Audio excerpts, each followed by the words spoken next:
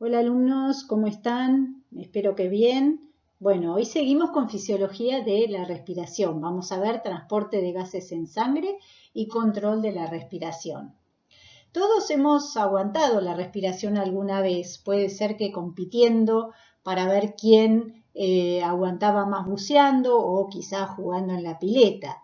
Tras una inhalación máxima en condiciones normales, muchas personas pueden retener la respiración durante aproximadamente un minuto y siguiendo entrenamiento algunas pueden llegar incluso a aguantar más de 6 minutos.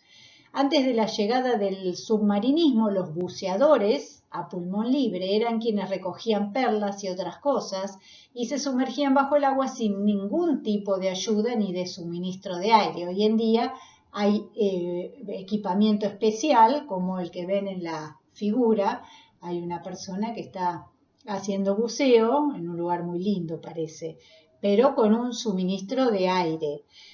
Sin embargo, hace unos años no existía ese equipamiento y entonces para poder permanecer bajo el agua los buceadores solían disminuir la cantidad de dióxido de carbono de su sangre mediante la hiperventilación y de esta manera podían aguantar más haciendo buceo.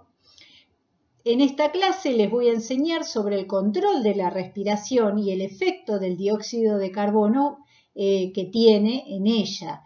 También aprenderán por qué la hiperventilación, que era lo que hacían estas personas para tratar de bucear más rato, es una práctica peligrosa. Mucha gente se ahoga por los mareos y la confusión que provoca la hiperventilación. Además, ya vimos cómo entra y sale el aire de los pulmones, pero ese solo es el primer paso de la respiración. Así que hoy veremos también cómo los gases pueden transportarse en sangre enlazados a una proteína, la hemoglobina, y además cómo pueden convertirse en otras moléculas gracias a una enzima. La sangre transporta oxígeno de dos maneras. Más del 98% se une normalmente a la hemoglobina en el interior de los glóbulos rojos y una fracción muy pequeña se disuelve físicamente en la fase acuosa del plasma sanguíneo y del citoplasma de las células sanguíneas, predominantemente los glóbulos rojos. Y de todo el dióxido de carbono que circula en la sangre, el 5 al 6% se disuelve en plasma, entre el 5 y el 8% forma unos compuestos que se llaman compuestos carbamínicos, del cual la carbaminohemoglobina es el principal.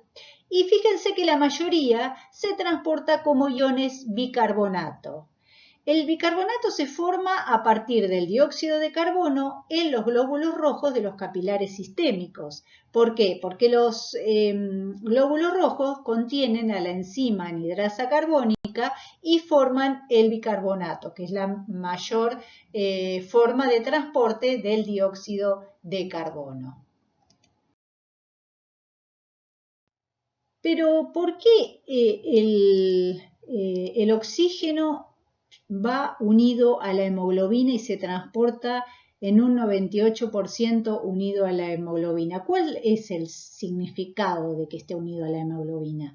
Bueno, imaginémonos que exponemos 1 litro de plasma sanguíneo, inicialmente sin oxígeno, a una atmósfera que tiene la misma presión de oxígeno que el aire alveolar, por ejemplo 100 milímetros de mercurio. El oxígeno se desplazará desde esa atmósfera hasta el plasma hasta que alcance el equilibrio, momento en el cual la concentración de oxígeno disuelto en la sangre será de 3 mililitros de oxígeno por litro de sangre. ¿Por qué? Porque sigue, la ley de Henry.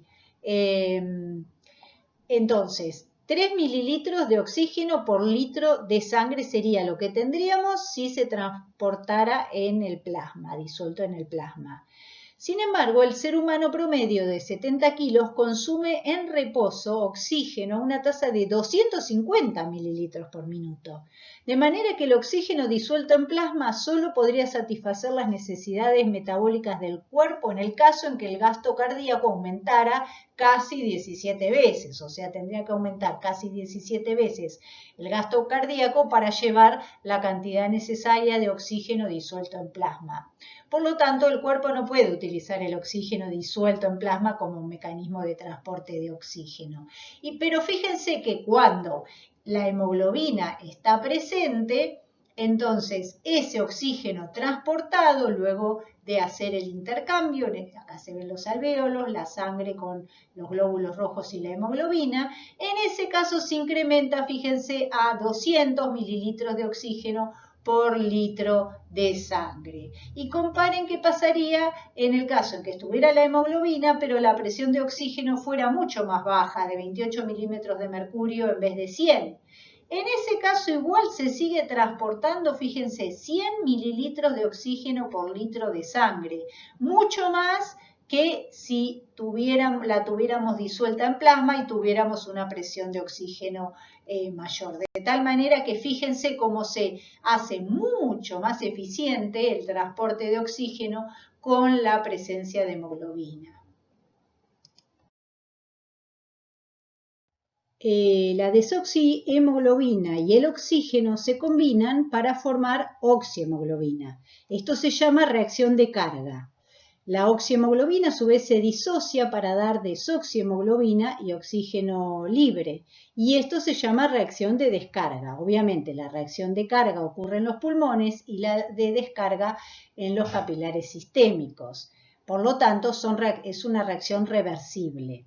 Cuando la presión de oxígeno es elevada, como en los capilares pulmonares, el oxígeno se une a la hemoglobina. Pero cuando la presión de oxígeno es baja, como en los capilares tisulares, el oxígeno se libera de la hemoglobina y tenemos un menor porcentaje de saturación de oxígeno de la hemoglobina. El factor más importante que determina la cantidad de oxígeno que se une a la hemoglobina es la propia presión de oxígeno.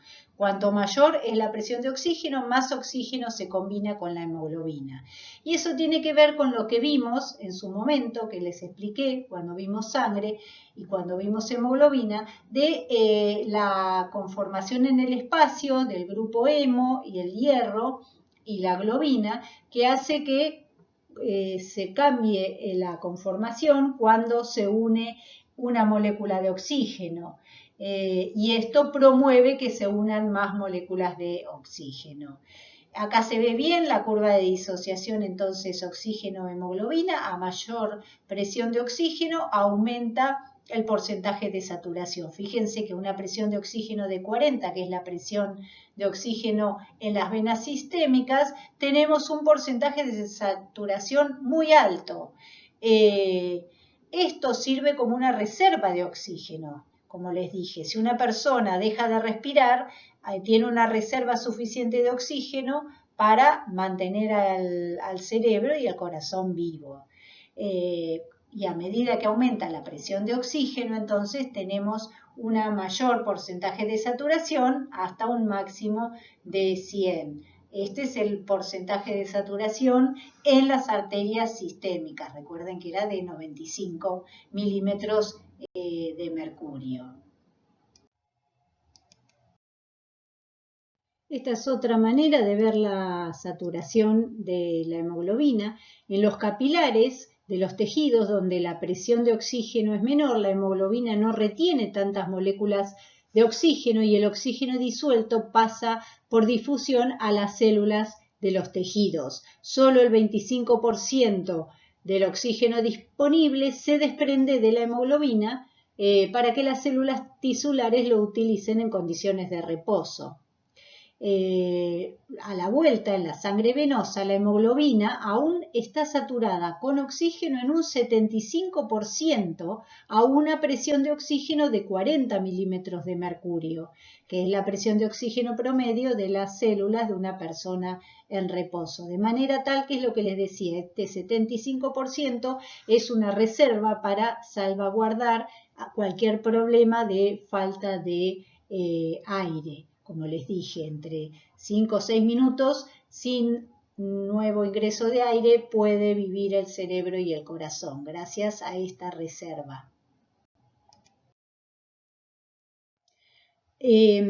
Aunque la presión de oxígeno, como vimos recién, es un factor importante que determina el porcentaje de saturación de la hemoglobina con oxígeno, hay otros factores que influyen sobre la afinidad con que la hemoglobina se une a este gas. Por allá por 1904, un fisiólogo, Christian Bohr, observó que la acidosis respiratoria desplazaba la curva de disociación de la hemoglobina, oxígeno, hacia la derecha. Esta disminución de la afinidad por el oxígeno se conoce como efecto Bohr. Fisiológicamente se produce una acidosis respiratoria leve cuando los glóbulos rojos entran en los capilares sistémicos, porque aquí el aumento de la presión de dióxido de carbono extracelular de los tejidos hace que entre dióxido de carbono en los glóbulos rojos, lo que da lugar a una disminución del pH intracelular. Sin embargo, otros metabolitos ácidos también pueden reducir el pH extracelular y en consecuencia el pH intracelular de los glóbulos rojos. Por tanto, esta acidosis respiratoria intracelular tiene dos componentes, la disminución del pH y el aumento de la presión de dióxido de carbono. Y ambos contribuyen a la desviación hacia la derecha de la curva de disociación de hemoglobina que había observado Bohr. Fíjense que la curva normal es la que está en rojo a un pH de 7,4, mientras que a un pH más ácido está desplazada hacia la derecha. ¿Qué significa que esté desplazada hacia la derecha? Que para obtener el mismo porcentaje de saturación se necesita una presión de oxígeno mayor. Lo mismo pasa con la presión de dióxido de carbono. El dióxido de carbono es otro factor. A medida que aumenta la presión de dióxido de carbono, el dióxido de carbono se combina con grupos amino no protonados de la hemoglobina para formar grupos carbamino. Aunque la hemoglobina tiene otros grupos amino, solo los 4 extremos amino terminales de las cadenas de globina son susceptibles de formar carbamino. Y el efecto total de la formación de carbamino es un cambio conformacional de la molécula de hemoglobina con la consiguiente reducción de su afinidad por el oxígeno. Así, un aumento de la presión de dióxido de carbono hace que la hemoglobina libere oxígeno, lo cual es importante en los tejidos sistémicos porque producen dióxido de carbono. Por el contrario, el aumento de la presión de oxígeno hace que libere dióxido de carbono, lo que es importante en los pulmones. Esto se conoce como efecto carbamino. Y nuevamente la curva roja es la normal y se desplaza hacia la derecha con aumento de la presión de dióxido de carbono. Otro factor que puede influenciar la afinidad de la hemoglobina por el oxígeno es la temperatura. El aumento de la temperatura hace que la curva de disociación también se desplace hacia la derecha. Tenemos la roja, la normal, y a mayor temperatura, acá se ve a 41 grados, se desplaza hacia la derecha, de manera tal que transporta menos oxígeno cuando la temperatura es alta. Y cuando la temperatura es más baja, como se observa en la curva verde, la hemoglobina transporta más oxígeno. Piensen en un músculo activo. La temperatura máxima que se alcanza en el músculo activo es de 40 grados. En este caso, entonces, lo que pasaría es que la afinidad de la hemoglobina por el oxígeno disminuiría y ese oxígeno pasaría a las células musculares que lo requieren. En conclusión, la curva de disociación oxígeno-hemoglobina se desplaza hacia la derecha en las condiciones predominantes en los capilares de los tejidos sistémicos metabólicamente activos, es decir, donde hay un aumento de temperatura, donde hay disminución del pH y donde hay un aumento de la presión de dióxido de carbono. Estos desplazamientos hacia la derecha son sinónimo de disminución de la afinidad por el oxígeno, de tal manera que tasas metabólicas elevadas favorecen la liberación de oxígeno desde la hemoglobina. Otro factor que interviene o que afecta la curva de disociación de la hemoglobina por el oxígeno es el 2,3-difosfoglicerato, que es un compuesto químico que producen los glóbulos rojos a partir de un compuesto intermedio en la glucólisis, que es la vía por la que los eritrocitos consiguen toda su energía. Cuando existen concentraciones altas de oxihemoglobina, se inhibe la enzima que forma el 2,3-difosfoglicerato. Y así el nivel de 2,3-difosfoglicerato es bajo y su efecto en la afinidad de la hemoglobina es mínimo. Pero cuando el nivel de oxihemoglobina es bajo, por ejemplo, a una altitud elevada, donde la presión de oxígeno está disminuida, entonces se activa la síntesis de 2,3-difosfoglicerato porque hay menos inhibición de la producción de 2,3-difosfoglicerato, con lo cual aumenta el 2,3-difosfoglicerato y esto ocasiona una afinidad menor de la hemoglobina por el oxígeno. ¿Qué hace esto? Lo que hace es aumentar la descarga de oxígeno hacia los tejidos que lo necesitan en los casos de presión de oxígeno baja a altitudes elevadas, por ejemplo. Entonces, al aumentar la descarga de oxígeno hacia los tejidos por una afinidad más baja, se trata de compensar esa disminución en la presión de oxígeno. Las condiciones que mejoran la producción de 2,3-difosfoglicerato incluyen la anemia crónica y las grandes alturas.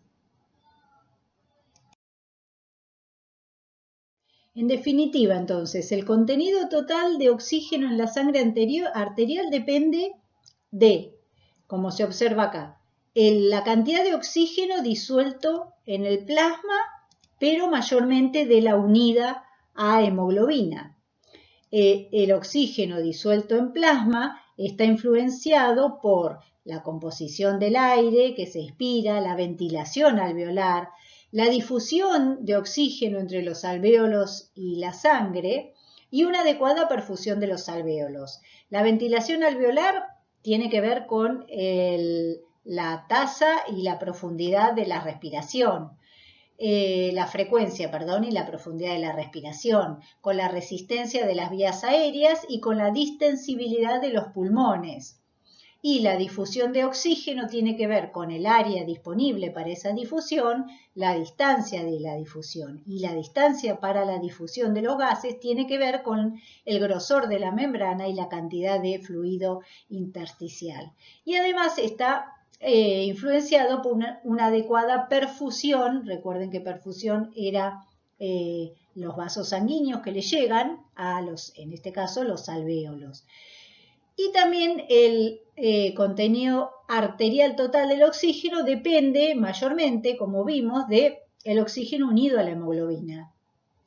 Y esto tiene que ver con el porcentaje de saturación de la hemoglobina, que ya vimos que estaba afectado por la presión de dióxido de carbono, por el pH, por la temperatura y por las cantidades de 2,3-difosfoglicerato, ese porcentaje de saturación de la hemoglobina por la cantidad de los sitios de unión que haya. ¿Y cómo se puede alterar estos sitios de unión en la hemoglobina? Y alterando la cantidad de hemoglobina por glóbulo rojo o alterando el número de glóbulos rojos.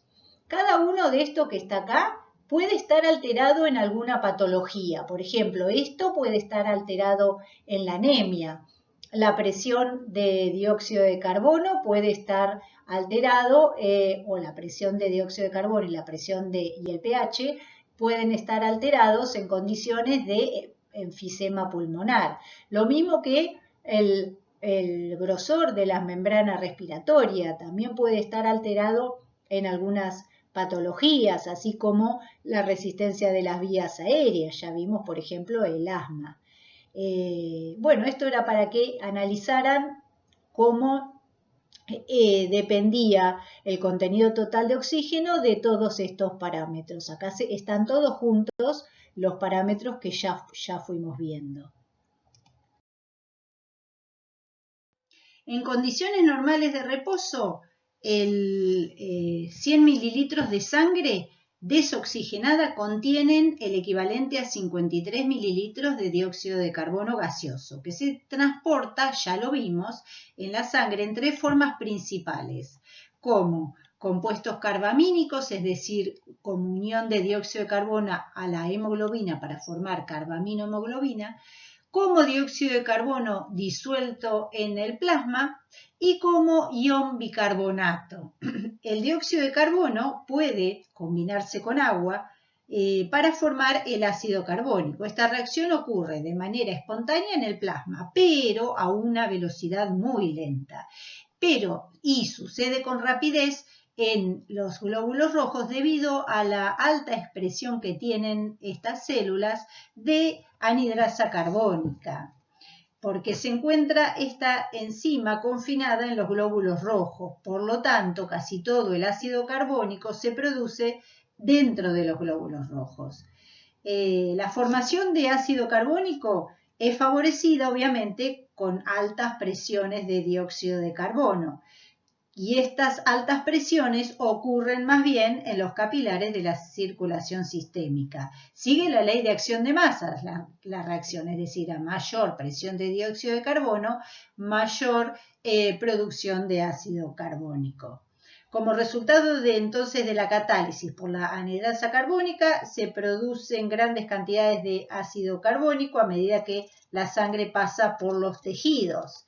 Y esto favorece la disociación en iones hidrógenos, protones, que contribuyen a la acidez de la solución, y ion bicarbonato, que es la forma como mayormente se transporta el dióxido de carbono en la sangre. Acá se ven las distintas formas en la sangre arterial sistémica y en la sangre venosa sistémica.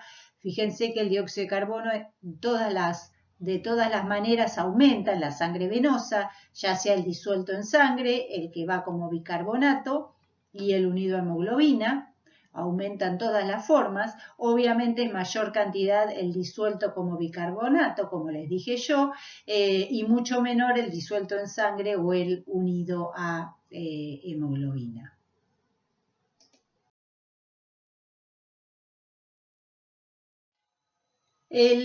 Acá se ve el transporte de dióxido de carbono y el desplazamiento de cloruro. Ahora vamos a ver qué es. El dióxido de carbono difunde fuera de las células de los tejidos que los producen e ingresa en los eritrocitos, donde un porcentaje, como vimos, se une a la hemoglobina para formar la carbaminohemoglobina. Esta reacción promueve la disociación del oxígeno de la oxihemoglobina. Otras moléculas de dióxido de carbono se combinan con agua para producir ion bicarbonato, como vimos en la diapositiva anterior. En principio ácido carbónico y ion bicarbonato e iones hidrógeno. A medida que la hemoglobina amortigua los iones hidrógeno, recuerden que esto se llamaba efecto Bohr, libera el oxígeno. Entonces el oxígeno pasa a las células. Por otro lado, tenemos que el bicarbonato pasa al plasma y se transporta en plasma. Es producido entonces dentro de los glóbulos rojos porque tienen la anhidrasa carbónica, pero se desplaza hacia el plasma y es transportado más bien en plasma. Al salir bicarbonato, quedan cargas negativas dentro del glóbulo rojo. Por lo tanto, estas cargas negativas atraen cloruro, de tal manera que hay una entrada de cloruro y eso se llama desplazamiento de cloruro.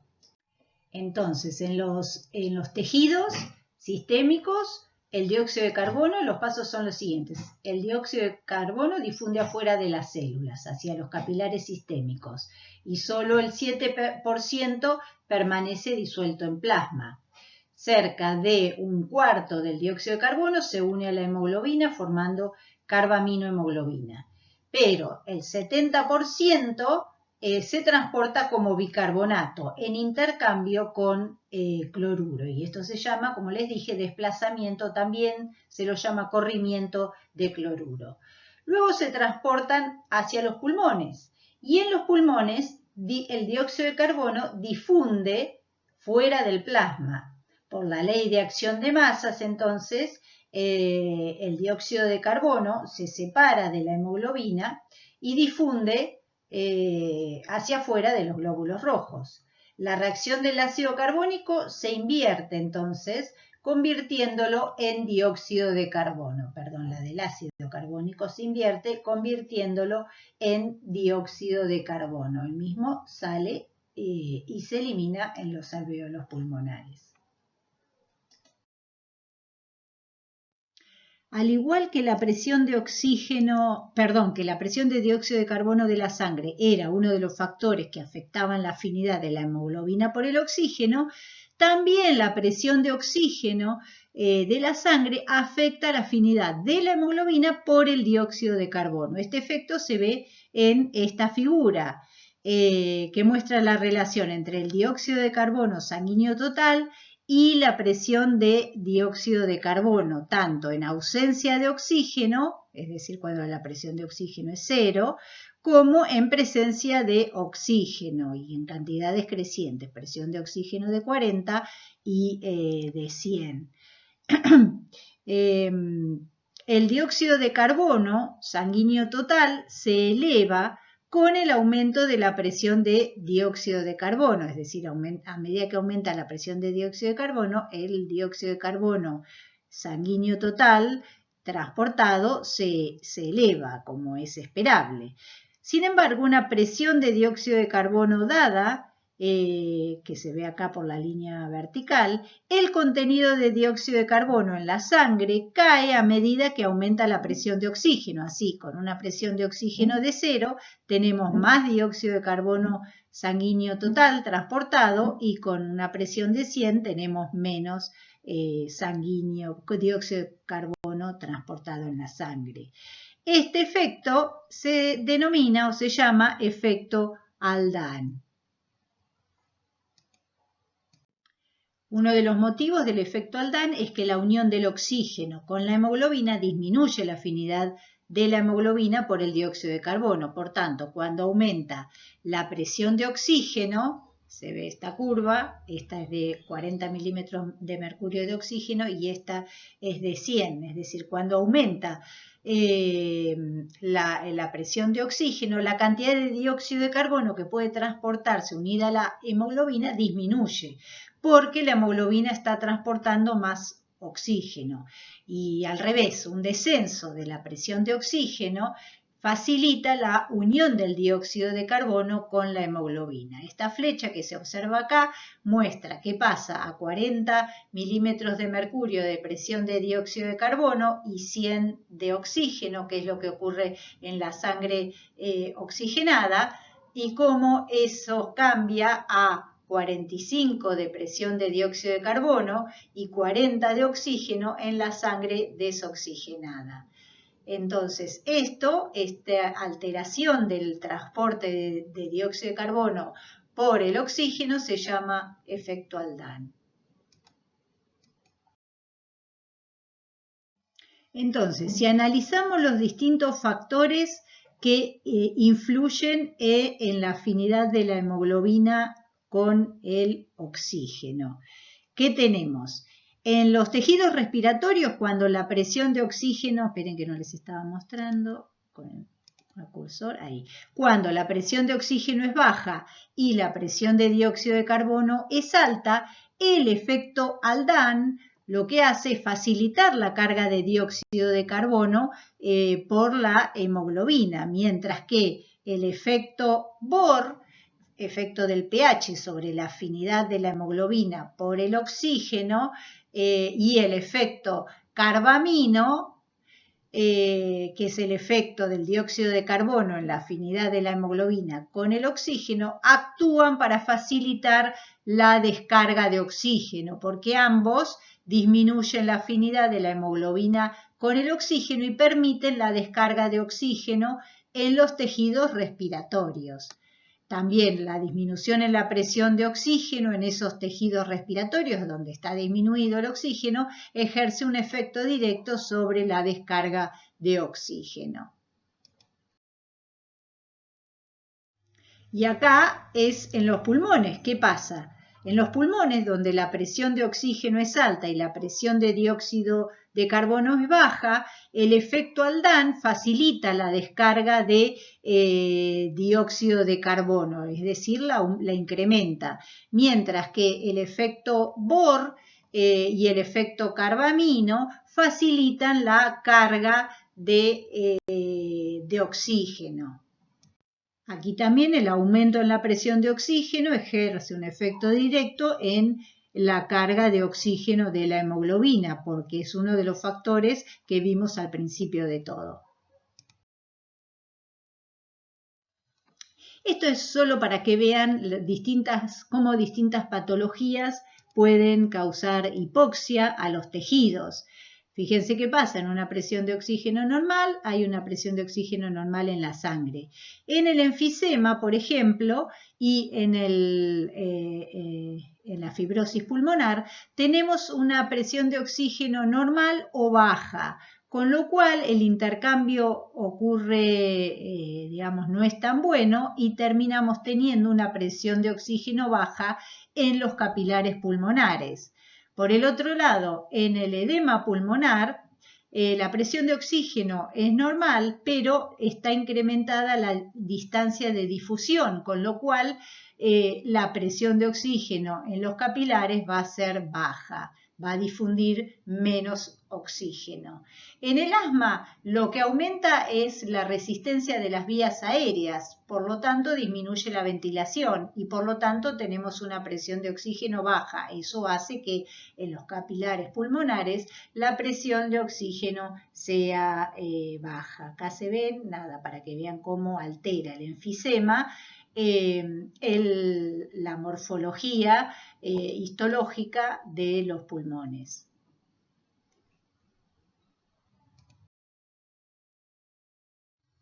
Bueno, luego de ver los procesos de ventilación, de respiración externa y de respiración interna, y comprender la fisiología respiratoria, nos falta ahora ver cómo es el control de la respiración, cómo es el control de la ventilación.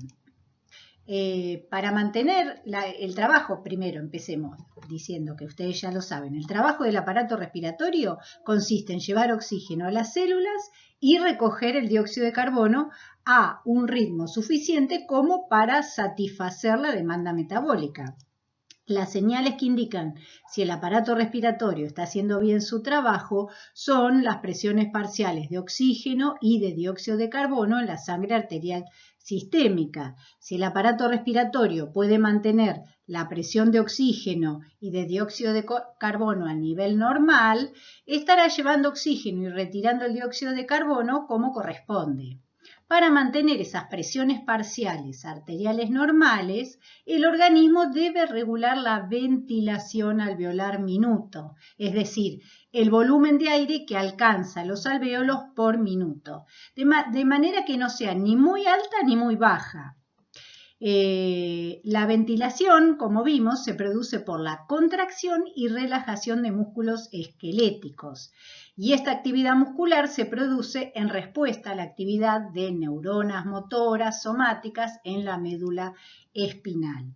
¿Pero quién las controla?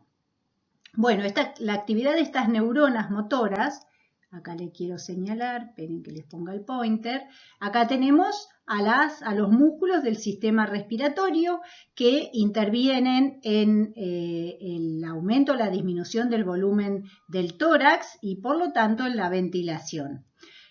Acá hay neuronas motoras que provienen de la médula espinal, pero a la médula espinal le llegan otras neuronas que provienen, vamos a ver, del tronco encefálico y del sistema nervioso superior. El mecanismo del control ventilatorio debe realizar dos tareas. Primero, debe establecer un ritmo automático para la contracción de los músculos respiratorios. Automático, ustedes están respirando sin necesidad de pensar en que están respirando. Ese es el ritmo automático para la respiración. Segundo, deben ajustar ese ritmo para adaptarlos a las necesidades metabólicas cambiantes, que se reflejan por cambios en la presión de oxígeno, de dióxido de carbono y debido al dióxido de carbono también al pH. Y también a condiciones mecánicas variables, por ejemplo, cuando hay un cambio de postura también se altera la ventilación y otras conductas no ventilatorias como hablar, comer, etc. La actividad rítmica de salida del sistema nervioso central hacia los músculos de la ventilación normalmente se produce de forma automática, como les decía, sin ningún esfuerzo consciente. Y esta actividad de salida depende de una gran cantidad de neuronas interconectadas, situadas principalmente en el bulbo raquídeo, aunque también en la protuberancia y en otras regiones del tronco encefálico. Por lo tanto, tenemos el tronco encefálico como el controlador de la actividad de esas neuronas que van a los músculos respiratorios. Hay unas neuronas que se denominan neuronas relacionadas con la respiración y dentro de estas un subgrupo que se piensan que es así en el bulbo raquídeo, que son capaces de generar de forma independiente un ritmo respiratorio y se las conoce como generador central de patrones respiratorios, obviamente. En conjunto, las neuronas de toda esta red respiratoria distribuyen señales a diversos grupos de neuronas motoras de los nervios craneales y raquídeos que inervan directamente a los músculos respiratorios. El generador central de patrones es como un reloj que marca el ciclado automático de la inspiración y de la expiración. Al contrario de la frecuencia de un reloj, la del generador central de patrones, se regula la frecuencia según la intensidad del impulso procedente de quimiorreceptores. Los quimiorreceptores dan cuenta de la presión de los gases. Entonces, estos quimiorreceptores le indican al tronco encefálico si tiene que alterar la actividad de esas neuronas y por lo tanto de esa manera alterar la ventilación. Si se lo dejara solo sin la actividad de estos quimiorreceptores, el generador central de patrones funcionaría regularmente durante un periodo indefinido. Sin embargo, muchas entradas que le llegan provenientes de estos receptores hacen que se acelere o se frene. Además de los quimiorreceptores, también tenemos distintos receptores de los pulmones y de las vías receptoras, de las vías respiratorias, que aportan retroalimentación sensorial que el bulbo raquídeo integra y utiliza para alterar la actividad respiratoria de salida. Por ejemplo, hay receptores de estiramiento pulmonar y después están los quimiorreceptores, de los cuales tenemos los periféricos, que los periféricos responden, son sensibles principalmente a disminuciones de la presión de oxígeno arterial, aunque una presión de dióxido de carbono y un pH bajo también lo estimulan y transmiten su información sensorial entonces hasta el bulbo raquídeo. También hay quimiorreceptores centrales que están situados en la barrera hematoencefálica y que detectan aumentos de la presión de dióxido de carbono arterial y también disminuciones de pH arterial, pero no de presión de oxígeno. Los vamos a ver mejor en un rato. De manera que todo esto afecta al generador central de patrones, que es el que le indica a las motoneuronas cómo tienen que, la actividad de las motoneuronas para que aumente o disminuya la ventilación. Ahora vamos a ver cada una de estas partes por separado. El control central de la respiración no se comprende aún por completo, pero los estudios realizados a la fecha indican que las zonas de control de la respiración se localizan en el bulbo raquídeo y en la protuberancia del tronco cerebral. Quería marcar acá con el láser. bulbo raquídeo y protuberancia. Lo mismo que acá, bulbo raquídeo y protuberancia. En estas zonas se encuentran dos tipos generales de neuronas, las inspiratorias y las expiratorias, que generan potenciales de acción durante la inspiración y la expiración respectivamente.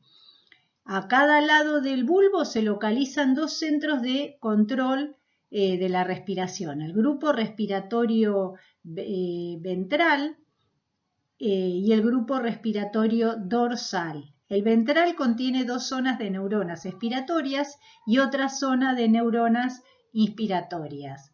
Las neuronas inspiratorias muestran un gran aumento de la actividad durante la inspiración.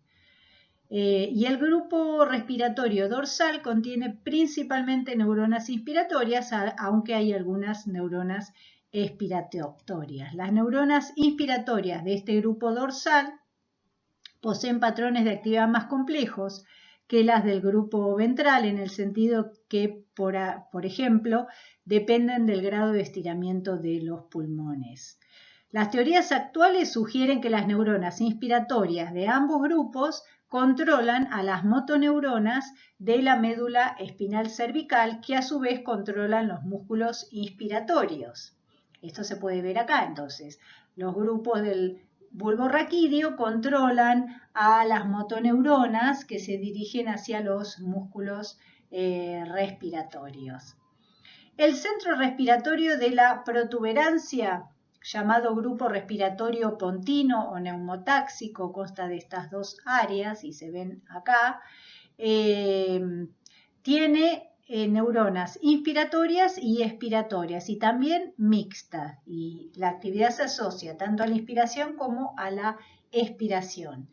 Este grupo respiratorio pontino podría facilitar la transición entre inspiración y expiración.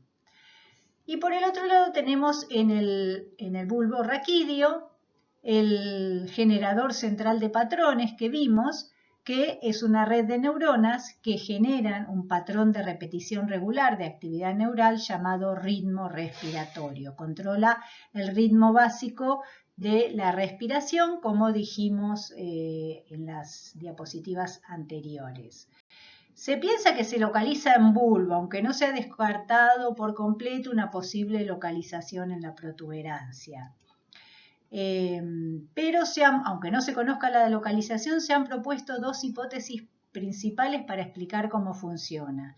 Una de las hipótesis sugiere que ciertas neuronas de este generador del ritmo tienen una actividad marcapaso, es decir, que se despolarizan de forma espontánea y generan potenciales de acción cíclicamente de forma similar a como lo hacían las células marcapasos del corazón, ¿recuerdan?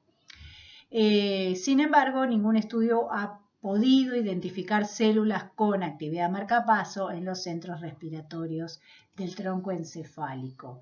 Y la segunda hipótesis sugiere que las complejas interacciones entre las redes de neuronas son responsables de generar el ritmo respiratorio. Básicamente, el diagrama de flujo dice que el ritmo básico de la respiración está regulado casi seguro en el bulbo raquídeo y controla la actividad de las motoneuronas. Sin embargo, tienen aferencias de los centros apnéusticos y neumotáxicos de la protuberancia y también de la corteza cerebral. Esto regula entonces la ventilación al alterar la actividad de los músculos respiratorios. Como los músculos respiratorios son músculos esqueléticos, se tienen que estimular para contraerse mediante una señal nerviosa procedente de las motoneuronas somáticas. El nervio frénico lleva motoneuronas que inervan el diafragma y los nervios intercostales externo e interno inervan los músculos intercostales. Acá se comparan los sucesos que ocurren durante la respiración calmada y durante la respiración activa. Durante la respiración calmada, el potencial de acción se dispara en las motoneuronas inspiratorias, provocando la contracción muscular. Fíjense que el nervio intercostal externo y el frénico. El interno no participa en la inspiración calmada. En cambio, durante la respiración activa, la activación del potencial de acción ocurre de forma asincrónica con la activación de las motoneuronas expiratorias. Las señales neurales que controlan las contracciones cíclicas de los músculos respiratorios se generan en las zonas de control respiratorio del tronco encefálico. Entonces, en la respiración calmada, la expiración es un proceso pasivo, de forma que en los músculos expiratorios no hay actividad muscular o neural alguna. En cambio, durante la ventilación activa, las neuronas y los músculos inspiratorios se vuelven más activos y las neuronas y los músculos expiratorios se activan cuando antes no lo estaban. Acá se puede ver la tensión del músculo expiratorio también, que es más amplia con una ventilación activa que con una calmada. Se ve en un caso la tensión del músculo expiratorio, en la calmada no hay tensión y en la activa obviamente hay. Y estos son los volúmenes pulmonares que surgen de un tipo de ventilación o del otro. Acá se amplía un poco más la diapositiva anterior, se ve la frecuencia de los potenciales de acción de neuronas inspiratorias. Fíjense cómo va aumentando la frecuencia de los potenciales de acción de las neuronas inspiratorias durante la expiración, seguido de una terminación repentina de toda actividad hasta el final de al final de la expiración y comienzo de la expiración. Al final de la expiración vuelven a comenzar los potenciales de acción de neuronas inspiratorias, aumentando su frecuencia a medida que se llega al final de la inspiración. Esto es lo que sucede entonces en la inspiración y en la expiración con las neuronas, en este caso inspiratorias. Esto es otra forma de ver la diapositiva anterior. La leen ustedes tranquilos, pero para que le quede claro qué pasa durante la respiración normal y durante la respiración forzada. Entonces tenemos un área inspiratoria que está activa, que contrae el diafragma y los intercostales externos y generan una inspiración normal. Y luego se vuelve inactiva, se relaja el diafragma y los intercostales externos. Esto es seguido por una retracción elástica de los pulmones y hay expiración normal. Durante la respiración forzada, el área inspiratoria está activa y el área expiratoria también. Ambos contraen músculos diferentes, entonces hay una inspiración forzada y una expiración forzada.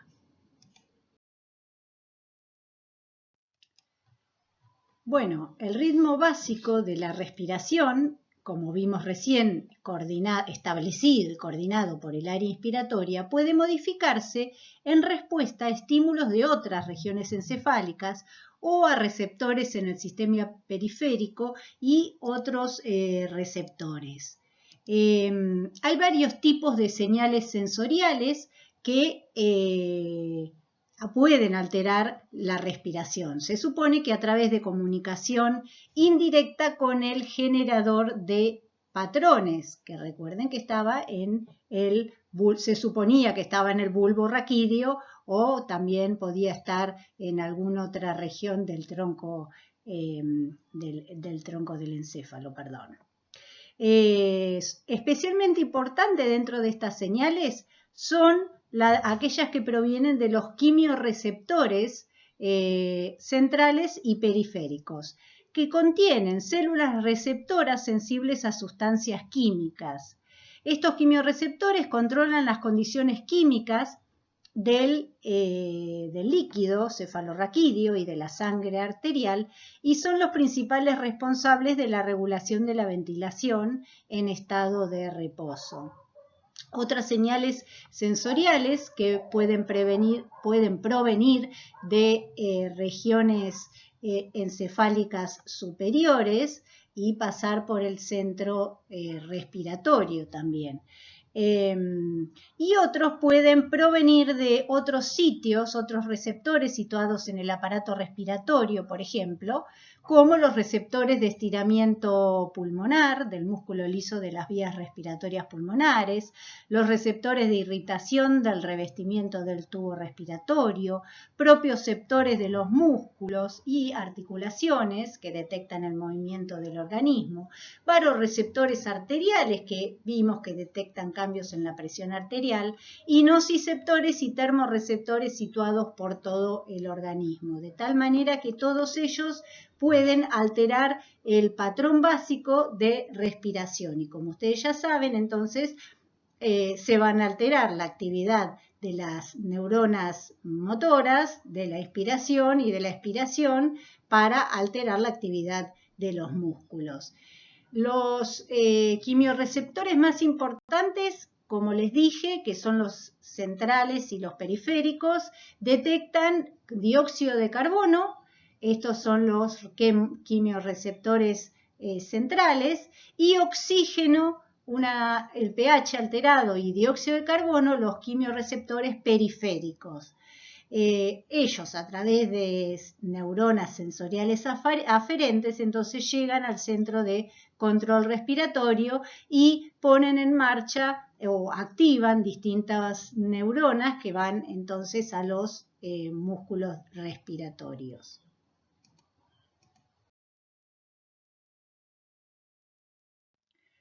Bueno, veamos el control de la ventilación por quimiorreceptores. Los quimiorreceptores controlan las presiones parciales del oxígeno y el dióxido de carbono en la sangre arterial y transmiten esta información al centro de control respiratorio de forma que pueda ajustar la ventilación en respuesta a esos cambios que sucedieron. Los quimiorreceptores que participan en el control de la respiración se clasifican en periféricos y centrales, dependiendo de su ubicación. Los quimiorreceptores periféricos se ubican en los cuerpos carotídeos cerca del seno carotídeo. Otros quimiorreceptores periféricos también existen que se localizan en la aorta, se llaman cuerpos aórticos y se localizan en el callado aórtico. Eso se ha visto en muchas especies de animales, estos últimos, pero no en humanos. Los quimiorreceptores centrales se localizan en el bulbo raquídeo. Se diferencian centrales y periféricos no solo por su localización, sino también por sus estructuras y sensibilidad química. Los receptores periféricos son células especializadas, sensibles a sustancias químicas que están en contacto directo con la sangre arterial y se comunica mediante la secreción de un mensajero químico con las neuronas aferentes que se proyectan a las zonas del control respiratorio vulvar. Los quimiorreceptores responden a cambios de la presión de oxígeno, la presión de dióxido de carbono o el pH arterial. La disminución de la presión de oxígeno puede activar directamente los quimiorreceptores periféricos, pero solo cuando ésta desciende a menos de 60 milímetros de mercurio. Dado que la presión de oxígeno menor a 60 milímetros de mercurio en arterias es una disminución extrema, el oxígeno no suele ser un factor muy importante en la activación de los quimiorreceptores periféricos. Sin embargo, una presión de oxígeno tan baja lo que hace es aumentar la sensibilidad de los quimiorreceptores periféricos al dióxido de carbono. Entonces, el aumento concomitante que puede ocurrir con la disminución de la presión de oxígeno, eso sí activa al quimiorreceptor periférico. Y además, los quimiorreceptores periféricos pueden responder directamente a los cambios del pH sanguíneo. De hecho, los cambios en la concentración de iones de hidrógeno son el principal estímulo para los quimiorreceptores periféricos. Los iones de hidrógeno pueden provenir de muchas fuentes, pero el principal es la reacción de dióxido de carbono con el agua, por eso esta flecha. el aumento de la presión de dióxido de carbono arterial puede activar también a los quimiorreceptores periféricos, pero más bien indirectamente. Primero, el dióxido de carbono tiene que convertirse en iones de hidrógeno y bicarbonato. Y por el otro lado tenemos los quimiorreceptores centrales, que más bien detectan alteraciones en el pH. Ahora vamos a ver bien cómo funcionan, es decir, lo que detectan es un aumento en la presión de dióxido de carbono que lleva a un aumento de la concentración de hidrogeniones, y eso es lo que detectan los quimiorreceptores centrales. Ambos quimiorreceptores, cuando detectan algún estímulo, entonces mandan aferencias al centro de control respiratorio para que en estos casos que decimos acá aumente la ventilación.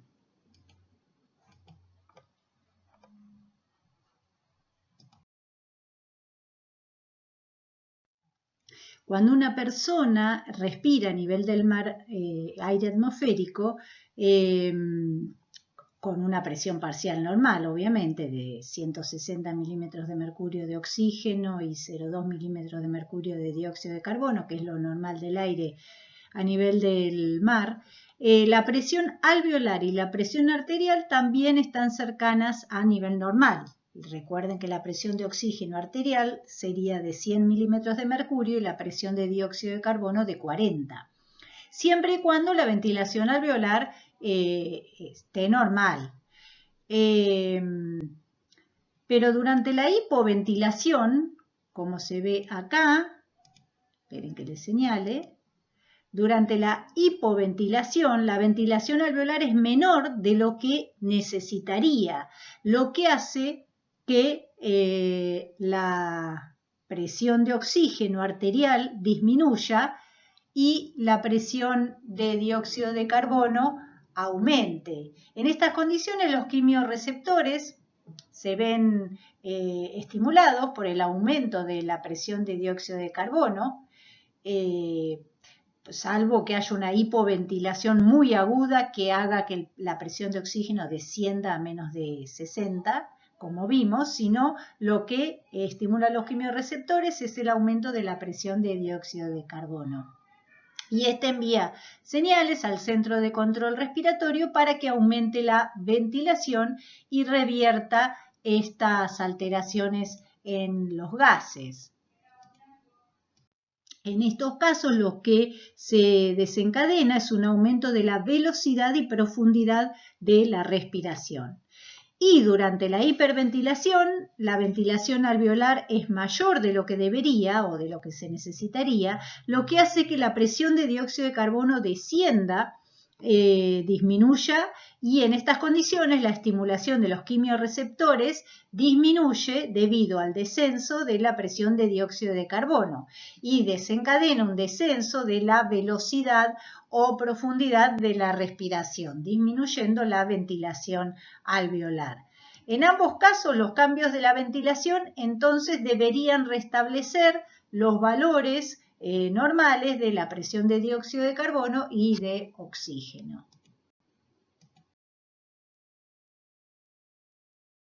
Pero ¿cómo es que los quimiorreceptores detectan cambios químicos de sustancias químicas en la sangre? Bueno, los quimiorreceptores periféricos son células especializadas sensibles a sustancias químicas que están en contacto directo con la sangre arterial y se comunican con neuronas aferentes que van hacia los centros respiratorios vulvares. Los quimiorreceptores periféricos responden, como vimos, a cambios grandes en la presión de oxígeno o a cambios pequeños en la presión de dióxido de carbono o el pH arterial.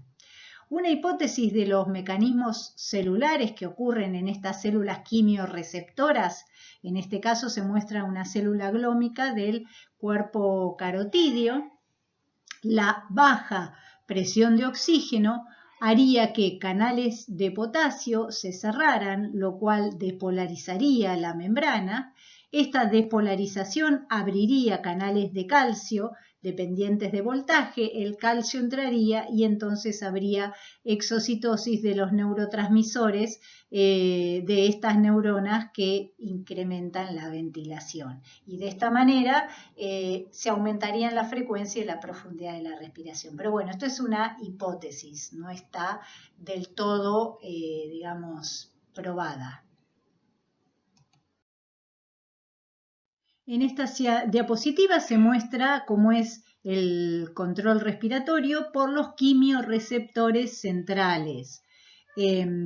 Los centrales son neuronas vulvares que responden directamente a cambios en la concentración de iones de hidrógeno del líquido cefalorraquídeo que rodea a esa zona.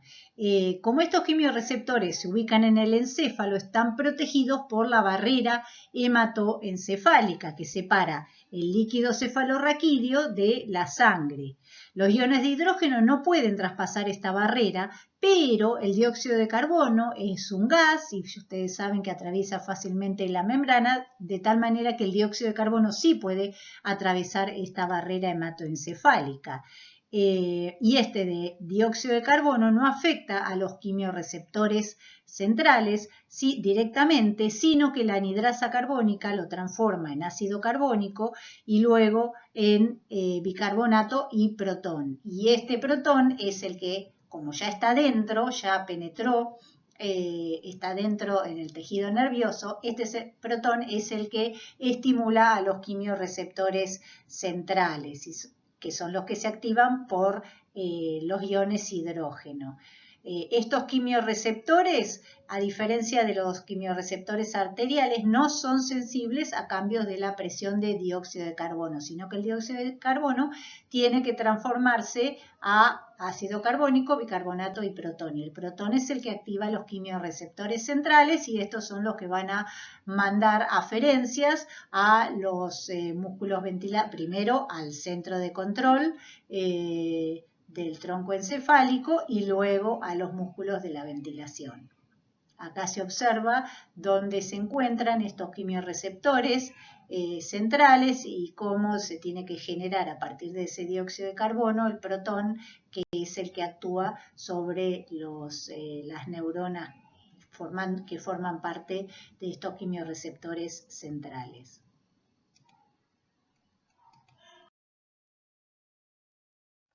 Esta es otra forma de ver lo mismo.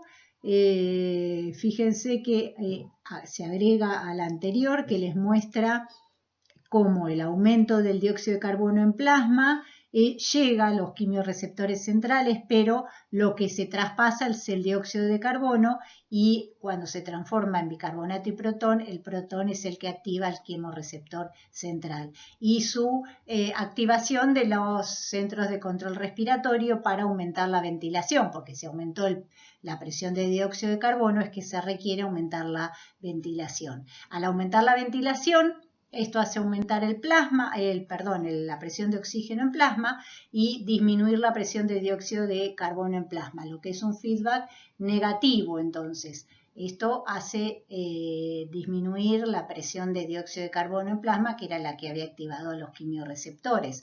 Y por el otro lado, aumenta la presión de oxígeno, que si estaba muy baja, a menos de 60, también podía activar a los quimiorreceptores periféricos. Entonces acá se ven, a diferencia de la diapositiva anterior, cómo ejerce un feedback negativo.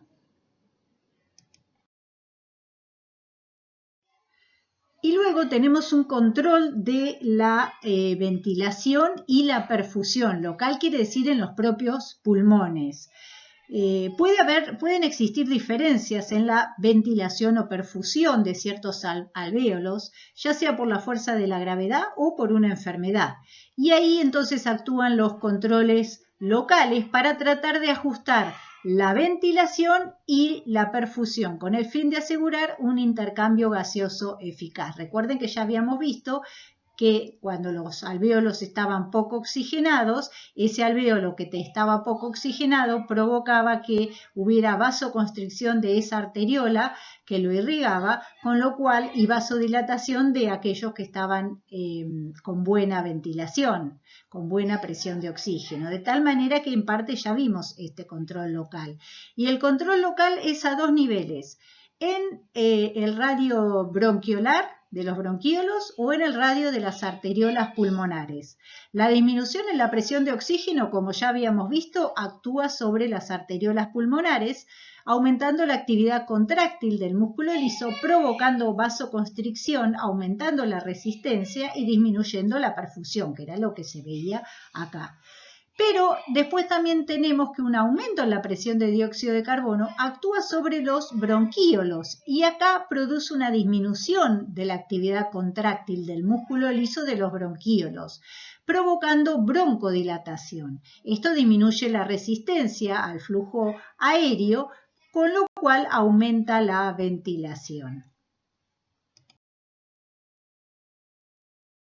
Más allá de esos estímulos que veíamos que alteraban la ventilación, también existen otros. Por ejemplo, la estimulación por el sistema límbico. Ante algún pensamiento se puede alterar la ventilación. Ustedes pueden dar cuenta de esto cuando se asustan o cuando se ponen nerviosos, se altera la respiración. También los propioceptores, es decir, el estiramiento de articulaciones o músculos. También los receptores de estiramiento que hay en bronquios y bronquíolos pueden afectar la ventilación, la temperatura, el dolor, la dilatación del músculo del esfínter anal también, la irritación de las vías aéreas o la presión arterial. Todos son estímulos que pueden llegar a controlar la ventilación. Para que se entienda la regulación por parte de distintos parámetros de la ventilación, está bueno que analicemos cómo es la adaptación a altitudes elevadas. La presión atmosférica obviamente disminuye a gran altura, así que las presiones parciales de los gases, entre ellos el oxígeno, descienden, aunque la composición gaseosa del aire no cambie, de forma que cuando la altitud aumenta, el aire que llega a los alvéolos es menor y de igual manera, la presión de oxígeno arterial también disminuye. Y este estado se llama hipoxemia. Con un nivel menor de oxígeno en la sangre hay menos oxígeno disponible para los tejidos que respiran, lo que provoca hipoxia. En principio, la hipoxemia desencadena respuestas de compensación en un intento de elevar la presión de oxígeno arterial. Si la presión de oxígeno arterial cae por debajo de 60 milímetros de mercurio, ahí se puede activar esto a los cuerpos carotídeos, es decir, los quimiorreceptores periféricos, lo que hace que el centro respiratorio incremente la ventilación, es decir, provoque hiperventilación para aumentar la proporción de aire fresco que llega a los alvéolos. Sin embargo, si la ventilación aumenta en relación con la demanda metabólica, tanto la presión de dióxido de carbono arterial como la concentración de iones hidrógeno en la sangre disminuirán. Esto suprime la activación, al disminuir la presión de dióxido de carbono arterial, suprime la activación de los quimiorreceptores periféricos y centrales, contrarrestando el efecto de la estimulación de oxígeno. Y además se dará una alcalosis respiratoria. El aumento de la acidez sanguínea se debe al desplazamiento a la izquierda de la curva de disociación oxígeno-hemoglobina cuando la afinidad de la hemoglobina por el oxígeno aumenta. Un aumento de esta afinidad significa que en los tejidos se descarga menos oxígeno, pero también significa que se carga más oxígeno en los pulmones. Bajo la exposición a un nivel bajo de oxígeno, el nivel de oxihemoglobina decrece, haciendo que los glóbulos rojos aumenten la producción de 2,3-difosfoglicerato, que reduce la afinidad de la hemoglobina por el oxígeno, aumentando, por tanto, la descarga de oxígeno en los tejidos y contrarrestando los efectos de la alcalosis. Tras una exposición de varios días a semanas, a altitudes pronunciadas, el organismo comienza a aclimatarse. Los riñones ayudan a mantener el equilibrio ácido-base mediante la excreción de bicarbonato, es el bicarbonato producido y que lleva a alcalosis respiratoria.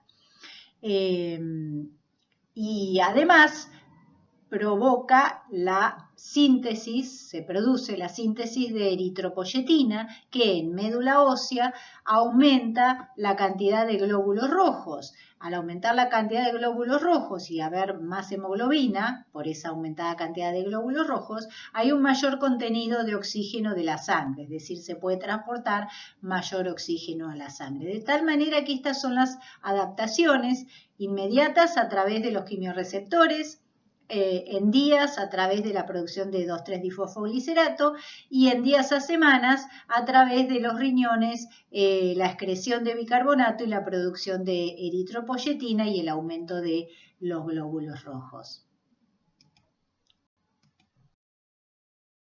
El aparato respiratorio también participa en la regulación del pH sanguíneo. Este tema lo vamos a ver ahora y lo vamos a retomar nuevamente cuando veamos fisiología renal, porque ambos intervienen en la regulación del pH sanguíneo.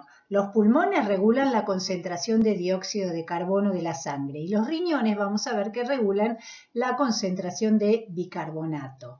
El pH se tiene que mantener dentro de estrechos límites que son entre 7,35 y 7,45.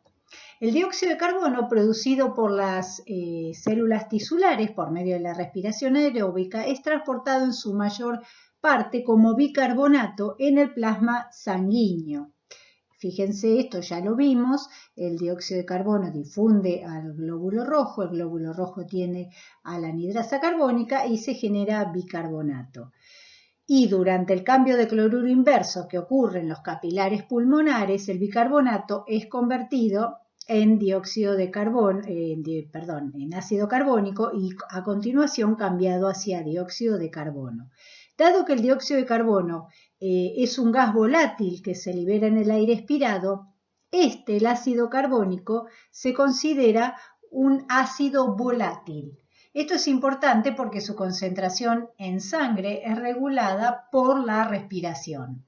Todos los otros ácidos en la sangre, incluso el ácido láctico, cuerpos cetónicos, ácidos grasos, entre otros, son ácidos no volátiles, porque no pueden ser eliminados por medio de la ventilación. En circunstancias normales, el protón liberado por ácidos metabólicos no volátiles no afecta el pH de la sangre porque estos iones hidrógeno están unidos a moléculas que funcionan como amortiguadores. Y el principal amortiguador en el plasma es el ion bicarbonato. Amortigua los protones que provengan de, por ejemplo, ácidos no volátiles o metabólicos. Esta amortiguación por el bicarbonato no podría continuar para siempre porque el bicarbonato, si hubiera mucha producción de ácidos no volátiles, se acabaría. Y entonces la concentración de protón aumentaría y el pH de la sangre disminuiría. En condiciones normales, el protón excesivo se elimina en la orina mediante los riñones. Por medio de esta acción y además mediante la capacidad que tienen los riñones para producir bicarbonato, los riñones se encargan de mantener una concentración normal de bicarbonato libre en el plasma. Por eso los riñones regulan la concentración de bicarbonato. Una disminución del pH por debajo de 7,35 se llama acidosis y un pH por encima de 7,45 se denomina alcalosis. Estos dos estados se clasifican en componente respiratorio y metabólico del equilibrio ácido-base. Es decir, podemos tener una acidosis respiratoria o una acidosis metabólica, o podemos tener una alcalosis respiratoria o una alcalosis metabólica. La acidosis o la alcalosis respiratoria ocurren cuando la concentración de dióxido de carbono es anormal, y la acidosis y la alcalosis metabólicas ocurren cuando la concentración de bicarbonato es anormal. La acidosis respiratoria se origina por ventilación insuficiente, es decir, hipoventilación, que da por resultado un aumento de la concentración plasmática de dióxido de carbono y así de ácido carbónico. En contraste, la alcalosis respiratoria se produce por ventilación excesiva o hiperventilación. Pensé que se las estaba marcando y no se las estoy marcando. Bueno, ustedes lo pueden leer de la tabla. Entonces, acidosis respiratoria, hipoventilación. Alcalosis respiratoria, hiperventilación. La acidosis metabólica puede sobrevenir por producción excesiva de ácidos no volátiles. Por ejemplo, en la diabetes mellitus no controlada puede haber un exceso de cuerpos cetónicos. O también puede aparecer por la pérdida de bicarbonato, en cuyo caso no habría suficiente bicarbonato libre para amortiguar los ácidos no volátiles. ¿Y cuándo se puede perder bicarbonato? Y en la diarrea, porque se pierde el bicarbonato derivado del jugo pancreático. Y al revés, la alcalosis metabólica puede depender demasiado, puede depender de mucho bicarbonato, quizá por administración por vía intravenosa o de ácidos volátiles, no volátiles, insuficientes. Por ejemplo, cuando hay vómitos excesivos, se pierden ácidos no volátiles. El componente respiratorio del equilibrio ácido-base está representado por la concentración de dióxido de carbono y la concentración plasmática de dióxido de carbono. Y el componente metabólico está representado por la concentración de bicarbonato libre. Un pH normal en sangre arterial se obtiene cuando hay una proporción apropiada de bicarbonato y de dióxido de carbono. Y la acidosis o la alcalosis respiratoria ocurre cuando la concentración de dióxido de carbono es anormal. Y la acidosis y la alcalosis metabólicas suceden cuando la concentración de bicarbonato es anormal. Acá tienen en esta tabla bien cuál es la definición de cada uno de estos estados y qué lo produce. En estas dos tablas tenemos primero cómo están el dióxido de carbono plasmático, el bicarbonato y sus alteraciones y qué pasa en las distintas alteraciones, cuál sería la afección y cuál sería una posible causa. Y después se analizan los distintos estados y cómo se encuentra en esos estados el pH, la presión de dióxido de carbono, cómo es la ventilación y si esta es la causa o la compensación, porque vamos a ver que hay distintas compensaciones para los estados. Por ejemplo, si analizamos esta tabla, cuando tenemos una concentración de dióxido de carbono plasmática normal, pero el bicarbonato plasmático está bajo, ahí tenemos una acidosis metabólica. Recuerden que la acidosis metabólica venía por alteraciones en el bicarbonato. Y acá están las causas. Cuando el dióxido de carbono está normal, pero el bicarbonato está alto, tenemos una alcalosis metabólica. Estas eran las causas que les decía yo en la diapositiva anterior. Pero el dióxido de carbono plasmático puede estar bajo y el bicarbonato bajo, y eso es una alcalosis respiratoria. Lo que causa que haya dióxido de carbono bajo y bicarbonato bajo es la hiperventilación. En cambio, la hipoventilación es al revés. Al hipoventilar tenemos alto dióxido de carbono plasmático y alto bicarbonato plasmático. Y la afección se denominaría acidosis respiratoria. Fíjense que entonces en la acidosis respiratoria, obviamente en las dos acidosis el pH está bajo y en las dos alcalosis, sea la respiratoria o la metabólica, el pH está alto. Ahora, En la acidosis respiratoria tengo que la presión de dióxido de carbono es alta. En cambio, en la acidosis metabólica tengo que el dióxido de carbono está bajo. Estas son las causas y compensaciones, y la ventilación cómo está, es decir, en una acidosis respiratoria donde tengo alto dióxido de carbono y tengo hipoventilación. En una acidosis metabólica donde tengo baja presión de dióxido de carbono y tengo que ocurre hiperventilación. Bueno, esto lo pueden ver y analizar ustedes los distintos estadios. De cualquier manera, vamos a volver a verlo cuando veamos fisiología renal, porque vamos a ver que el riñón, como les dije, interviene en la regulación de la concentración de protones y de especialmente recuperando el bicarbonato. Y además vamos a ver que ante las distintas alteraciones del pH podemos tener, de acuerdo a cuál fue la causa, una compensación renal o respiratoria. Bueno, para terminar, esto lo miran ustedes. El año pasado yo les había dado a los alumnos para que trabajaran y hicieran un trabajo contestando qué pasa con las presiones de oxígeno y dióxido de carbono y con el transporte de ambos gases por la sangre en cada una de estas situaciones, es decir, en la altura, que un poco la altura la analizamos, durante el buceo y durante cuando uno viaja en avión. Este año no les doy para que hagan el trabajo, pero ustedes analicen cómo son las presiones de los gases y qué puede ocurrir en base a las presiones y al transporte de los gases en sangre. Bueno, nos vemos la clase que viene. Chao.